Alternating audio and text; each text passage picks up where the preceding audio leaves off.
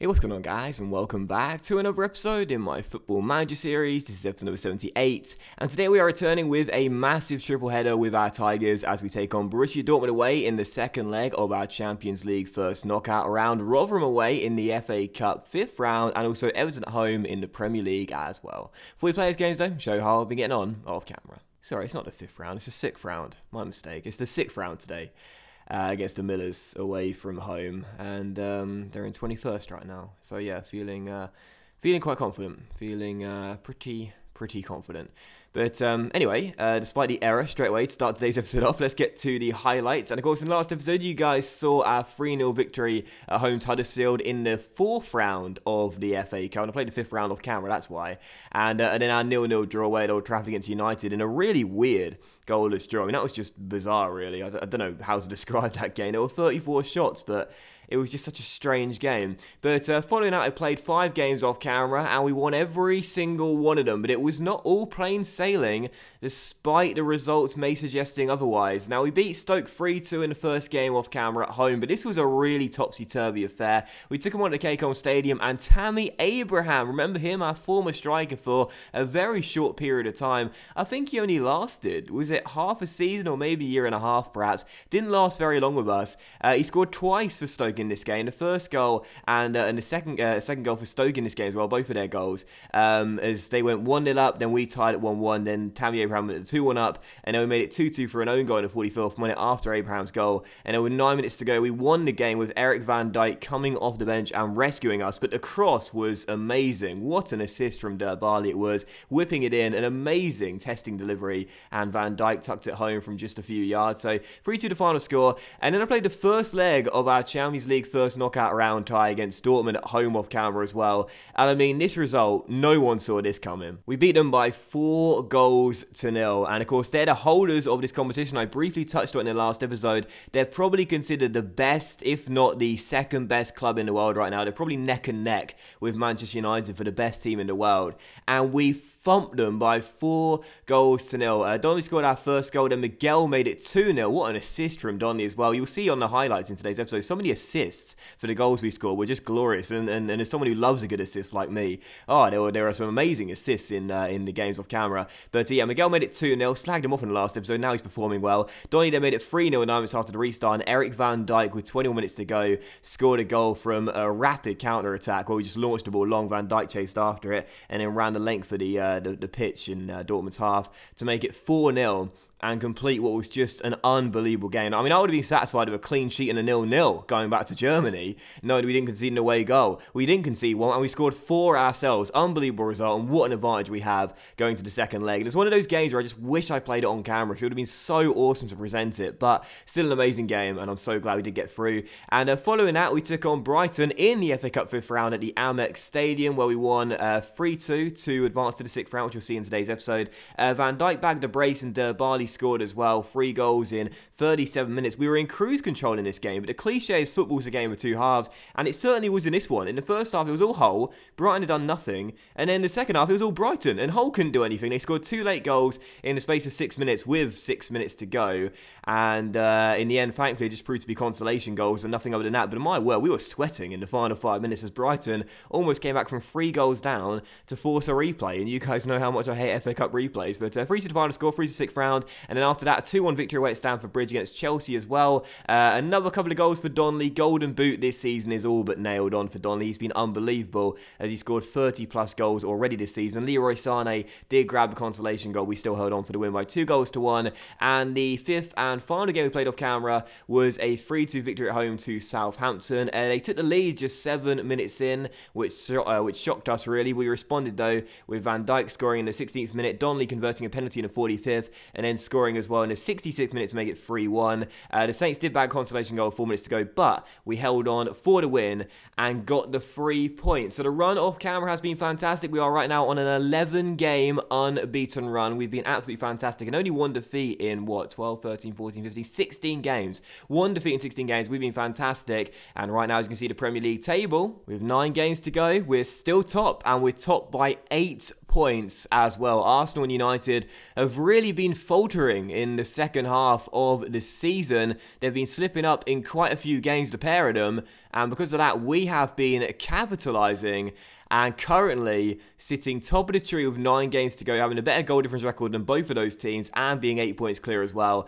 I mean, you still can't rule out City getting back into the title race, but it is unlikely. 13 points behind us, and Liverpool 14 points behind us. I did say throughout the season, really, I think it's going to be between these 3 teams, Hull, United and Arsenal, as to who goes on to claim the title. But with 9 games to go, I did not think we would be topped by 8 points. We scored 76 goals this season. You would have seen off camera all the games we were playing the 4-2-4, because it's just been an unbelievable formation for us this season, and we've been excellent. And yes, of course, we can't defend. 35 goals being conceded is pretty poor, to be honest, when you consider that record against quite a few other teams in this division. Don't you just love how awesome FM is? Just to do something like that really quickly and see what teams have got the best and worst defensive records and whatnot. Why? I mean, it's such a simple little feature, but it's amazing. It's FIFA 18 soon, and you still can't do this sort of stuff.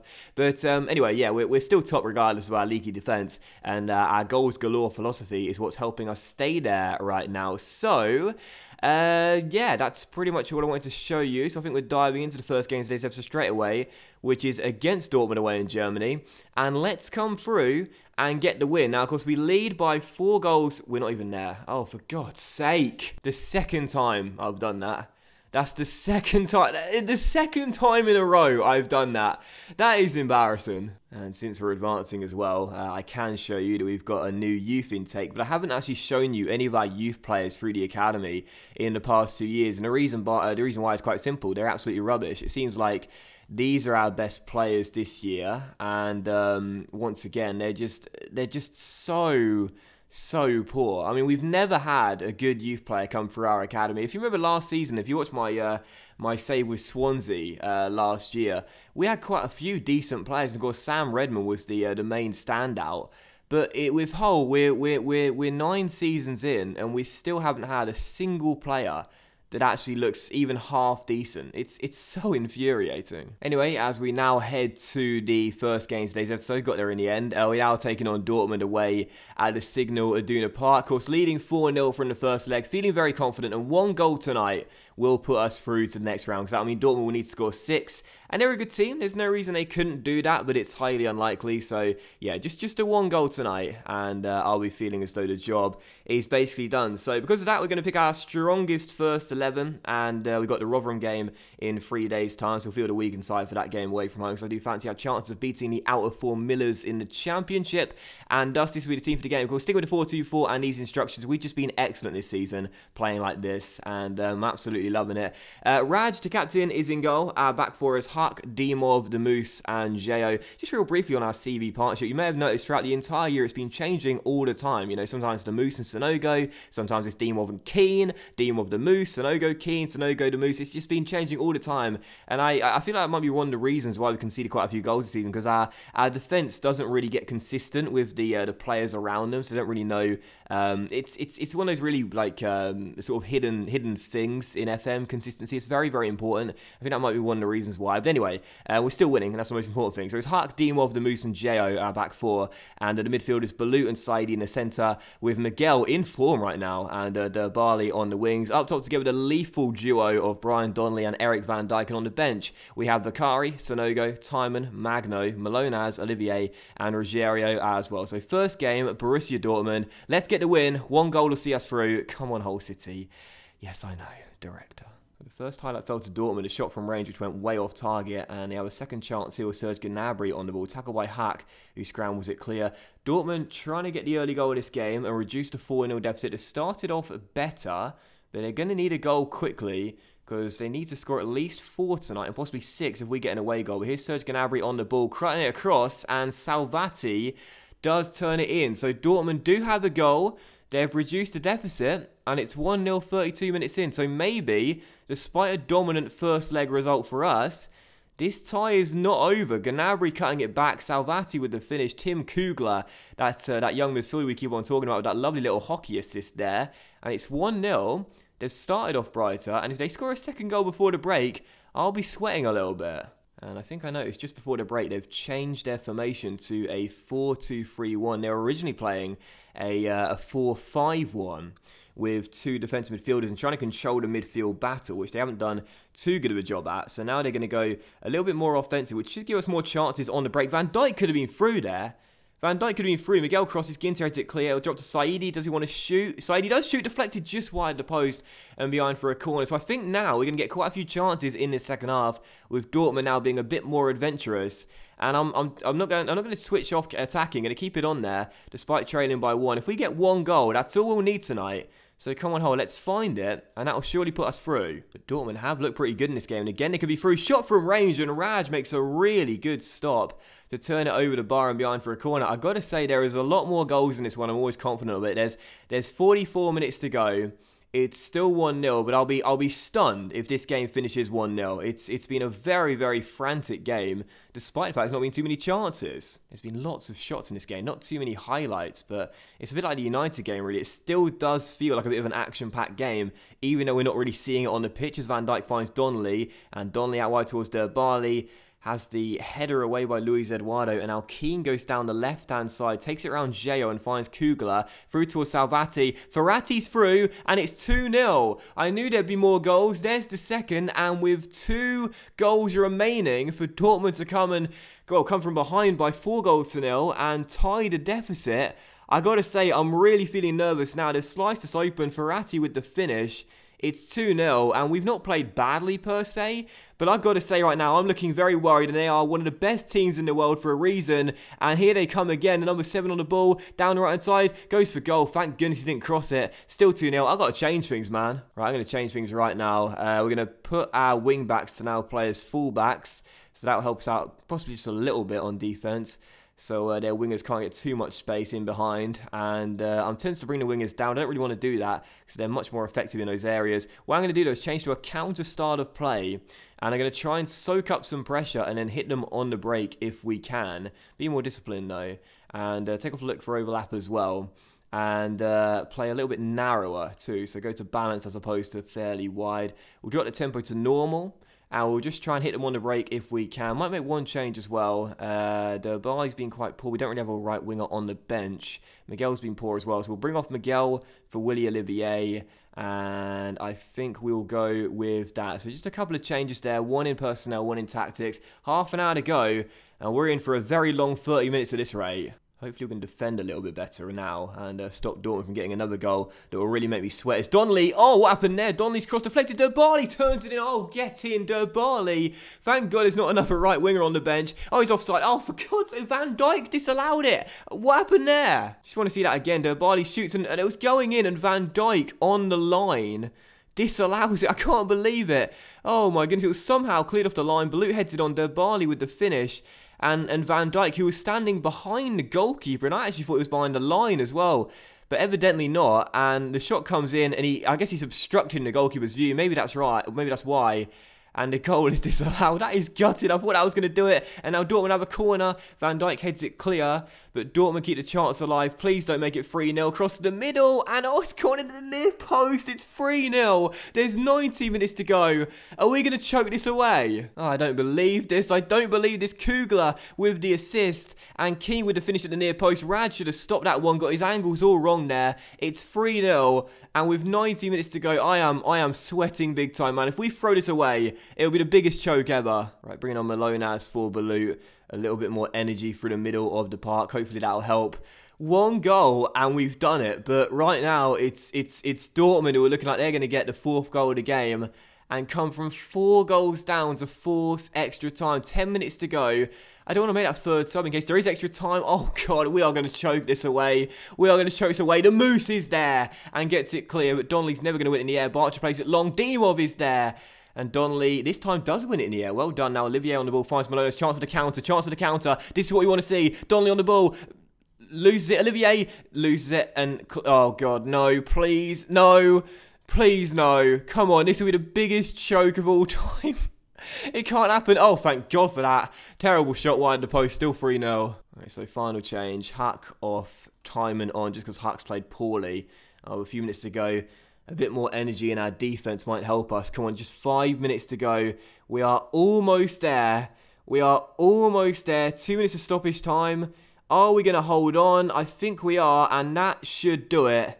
Borussia Dortmund 3, Hull City 0. It's an embarrassing loss away in Germany. We got absolutely thumped, but we still come through and win on aggregate by 4-3. And João Pedro Sousa says the players deserve credit for an impressive victory. Well, it's pretty impressive to beat the holders of one of the best teams in the world in the first knockout round of the Champions League over 2 legs, but this was a terrible game, João. What are you talking about? I'm definitely replacing you come the end of the season. I know you've been my right-hand man for all these years, but you've been...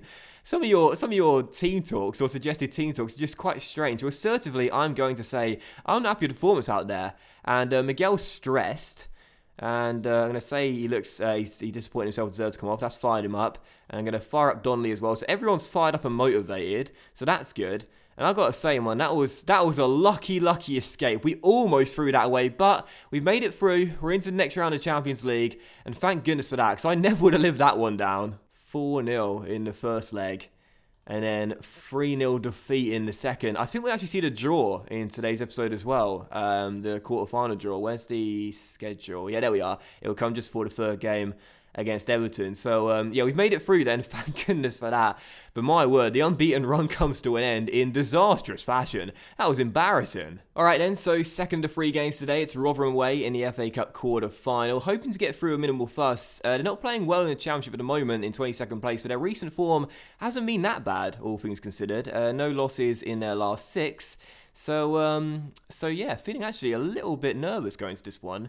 We might potentially end up seeing a giant killing on our hands, but we are still favourites, and we are certainly fancying our chances. So, resting a lot of players for this game, feeling quite confident, and hopefully we'll still get through with minimal fuss, and going to the 3-5-2 for this game as well. Now, you heard me praising the 4-2-4 at great length before we got into the first game, but after that loss to Dortmund, I feel like it's time to at least give another formation a go, and it's probably the best game to give a new formation a go as well, in a game we're expected to win, regardless of what system we play. Let's see what the 3-5-2 can do for the first time in quite some time. So a reminder of the instructions we use on the 3-5-2, this is how it works, and this is the team for the game then. Lots and lots of changes, and only one player that started on Wednesday night, starting tonight as well. So Vicari is in goal. To back 3 of the Moose, he's that player starting tonight, Sonogo and Keane. And in midfield, Timon on the left, Becerra on the right, and the midfield trio is Magno, Kirkpatrick, and Malonas. Up top together, Ruggiero and Reed, so you know float crosses are on. And on the bench, Mannion, Rodriguez, Kante, Barkley, Olivier Lecco, and Donnelly. So a very weak lineup, I must say. This could backfire spectacularly. Let's find out. Come on, Hull City. Let's return to winning ways. This is our competition. This is our cup. We won it last year. We are the holders, so we are expected to brush Rotherham aside. But again, there could be a giant killing on the cards here. I really do fear that may well happen. With a weak lineup, a big defeat to Dortmund, our first loss in quite some time, Rotherham will be feeling quite confident that they could possibly pull off a massive shock here and reach the semi-finals. Rotherham's formation, by the way, is very, very narrow. So with us playing wide like we normally do, that's what we have to do to get a win in this game. Spread the play out wide, use Becerra and Timon as much as possible, and try and get some crosses into the box, and just in general stretch them out as Magno finds Timon. Speaking of the devil, on the ball, crossing to the middle, and there is Reed, and right on cue, that's exactly what we do. 1-0 to the Tigers. Brian Reed with the finish, 13th goal of the year, and Timon with the assist. That was exactly how he drew it up on the training ground. I mean, it's not really, because I didn't know what Rotherham's formation would be going into the game. But it's exactly what we want to do. Now we know they're playing so narrow. Timon going down the left, whipping it in. And Brian Reed with the finish in the centre simply couldn't miss. You've always got to play the game like a computer, like it actually is. Think about the best way to count the opposition's formation and try and better it with yours. So 1-0 to the Tigers, and the perfect start. If we make it 2-0 here, 16 minutes in, I'll certainly feel confident. Magno crosses, Reed heads it on, and it's 2-0. What a bizarre goal that is, but Brian Reed won't mind, and neither will we. 2-0. What on earth happened there? Well, they just surrendered possession, and Magno, first time, just launched it into the box. The goalkeeper gets caught in no man's land, and his despairing dive in the end is as comical as it is useless. Reed with the header, 2-0 Hull, 2 crosses, and this could be a third goal from a corner. Magno takes it, the Moose controls, crosses, and Keane is there for the third goal. Giant killing? No, not at all. This isn't giant killing, this is minnow slaying, or more like Miller slaying, because Rotherham are the Millers. But anyway, it's 3-0 Hull, and the Moose playing it across the ground to his CB partner Keane, and Michael Keane's first goal of the season puts us 3 goals up. I genuinely thought there could be a giant killing in this game, but instead, we've just absolutely dominated, and we're putting the sword to Rotherham. We needed to come back and make a statement in this game, and we're doing just that. Once again, stretching them out, Bakary at a time, and down left-hand side, taken down, penalty to Hull. Reed can make it 4 and get his hat-trick. What a fantastic first 24 minutes this has been. Reed to stand up and take it, and a chance here for him to get his hat-trick and make it 4-0 to Hull. 24 minutes in, and he does score and does claim the match ball already. 4-0 Hull. This is crazy, man. I did not think we would be up by 4 goals 24 minutes in on the back of that awful showing in Germany. But then again, there is a difference between Dortmund and Rotherham at this stage in the game. And that goalkeeper, oh, I want to see that again. Sorry, I just have to see this again. That goalkeeper just did the dead fish celebration in FIFA when trying to save the Brian Reed penalty. Just watch this. I'll try and slow it down for you. Watch the goalkeeper's head and watch the way he dives for this penalty. He just, oh no, he doesn't. What? He doesn't do it that time. That must be changed. What? I'm sure if you watch the original clip again, he did that. I'm pretty sure he did the dead fish celebration. Or maybe my eyes are deceiving me. I don't know. One piece of bad news, though. Josh Tymon has got an injury and is forced off. That might not be a major blow, because we've got enough cover in our left mid / left wing back role, so that's okay with me. We'll bring on Willie Olivier for the final 16 minutes. But you might have noticed this season, we've actually been relatively lucky in terms of injuries. The past few years, we've had quite a few serious ones to quite a few prominent players. But this season, not quite as bad. We've done okay on the injury front. But hopefully, as we approach the business end of the season, that won't trigger a chain reaction of lots of injuries to come. But anyway, it's still 4-0 to Hull. Rotherham do have a chance here, but Whitfield is going to shoot, and Bakary makes the save. The win is in the bag. We're into the semi-finals, and I gotta say, this was an amazing performance. And I know it is Rotherham away; they're a championship side, but everything went according to plan, and it's just been an awesome win. So we'll run down the clock. Then we might potentially have one more chance for a 5th goal. And instead, George Saville makes the tackle. There we go, as Rotherham get it clear. And we shall pass our way to the final whistle as Kante finds Olivier down left-hand side. So one more chance, no. Ford makes a tackle, and that will do it. So 4-0 the final score. The giant killing in the end is absolutely nothing. And a simple win for Hull puts us into the semi-finals. I don't actually know who's still left in the competition. I'm pretty sure City is still in it, and I'm pretty sure United is still in it as well. But I genuinely can't remember. So we'll find out who we'll be facing in the semi-final in a moment, though, because the draw will be just a few days' time. Yeah, it's Norwich, City, Spurs, United, and Middlesbrough, Chelsea, the other teams left to play. And the semi-final is going to be drawn on the 17th, which will be in 2 days' time. So yeah, we'll return for that in just a moment and find out who we'll be taking on at Wembley, as we're once again heading back there for our 2nd straight FA Cup semi-final. Hoping that Spurs can beat United, hoping that Norwich can beat City, Middlesbrough can beat Chelsea. Now, Spurs have beat United, which is fantastic. United this season have just been not at the races for the first time in absolutely years. Middlesbrough beat Chelsea as well. And did Norwich beat City? Because if they did, no, Norwich lost to City. That's a shame. But Gianluca Esposito scored for the Borough as they beat Chelsea 3-0. I got to say, other than Norwich losing to City, that was absolutely perfect. So here we go then, FA Cup semi-final draw. City, Spurs and Middlesbrough are remaining. And I'm hoping for the Borough. And we'll find out who we'll be taking on now. Of course, City were our finalists last year. And we beat them 2-0. So was it 2? No, it's 2-1, sorry.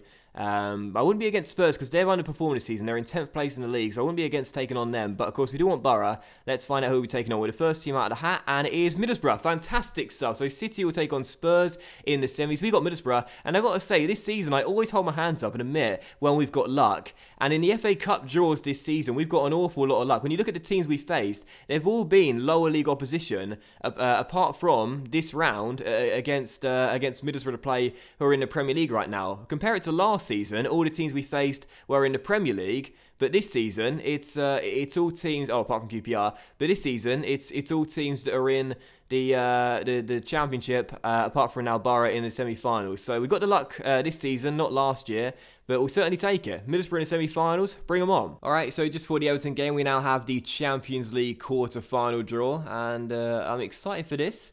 And hoping for a decent draw, just like in the FA Cup semi-finals. And let's find out who we've got. So, there are 8 teams to be drawn, of course. And there are 4 English teams still left in it.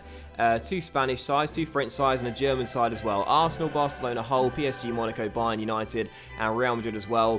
Hoping for Monaco. We beat them in the semis a couple of years ago to reach the final. But let's find out. Let's find out. Let's draw it. Let's get straight to it. So first team is United. And they may not be as good as the past few years, but I'm hoping it's not them. And it's Monaco they've got. And next team is Barcelona, and that's Real Madrid. Nice El Clasico there in the quarters. Next team, PSG, and that is going to be Hull City. And I think that's our first competitive meeting with PSG in the entire series so far. So Hull versus Paris Saint-Germain.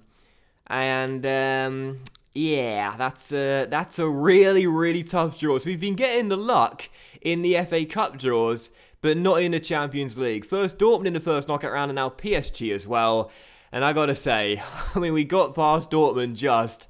I don't know if lightning's going to strike twice. Well, I say it all the time, you know, but luck will balance itself out. And this is exactly why I never go on too much when we get some bad luck. Because it's just one of those things, you know, in the FA Cup draw, we've been getting the luck this season. But in the Champions League, we haven't. It's just one of those things. Luck will balance itself out. And that's why I don't complain that much when things don't really fall in our favour. But anyway, third and final game today, it's Everton. We're at home. They're struggling right now in the Premier League, so I'm feeling confident. Let's come through and get the win. I've not picked my team. I'm such an idiot. I don't know if you guys agree with me here, but there's something so therapeutic about picking your lineup in FM. I don't know what it is, but it's just really, really nice just to sit down and figure out what players you want to play and in what positions and etc, etc. So yeah, let's get to the game, and this will be the team going back to the 4-2-4 despite our loss against Dortmund with it, because it is our best formation and this is our best lineup, no doubt about it. So a reminder of our instructions, and this is our team. Raj back in goal, back four of Willy Hack, Diamov, the Moose and Jo. In midfield, Balut and Saidi with Bali and Miguel on the wings. Up top together, Donnelly and Van Dijk, who are yet to score in today's episode. And on the bench, Vicari, Sonogo, Timon, Magno, Malonas, Olivier, and the hat-trick hero against Rotherham, Brian Reed. So, third and final game, it's Everton. Let's come through and get that win and extend our gap at the top of the table to 8 points once again. Come on, Hull City. I'll say that Everton formation is really weird. I don't normally see AI teams operating with a sweeper on FM. Well, certainly not in the Premier League anyway. I rarely ever see that. So I'm actually intrigued to see how we're going to break them down with what is like a variation of the Watford formation, as we call it, that 5-3-2, which we normally really struggle against. It's still 0-0. We've only had one shot so far, 6 corners already in 23 minutes, but Everton have looked like the better team at the moment, as they're utilising that sweeper straight away, but thankfully Jo intercepts there, and maybe our first proper chance. Jo crosses, cleared away by that sweeper, and now Saidi on the ball, finds Farouk Balut, into Miguel. Miguel to Van Dijk, shoots first time, and hits it in off the inside of the post, and Miguel gets another assist. He's really picked it up since I slagged him off at the start of the last episode, and Van Dijk with a finish. 1-0 Hull. What a goal. Everton very close to that relegation zone, so we've got to fancy our chances in this game being at home as well. And what a finish by Eric Van Dijk. Fraser Forster, maybe his height was the disadvantage there. Couldn't get down quick enough because it wasn't right. Well, it was right in the corner. It was off the post for goodness sake, but he was right next to the ball, but couldn't make the save. But still 1-0. Very, very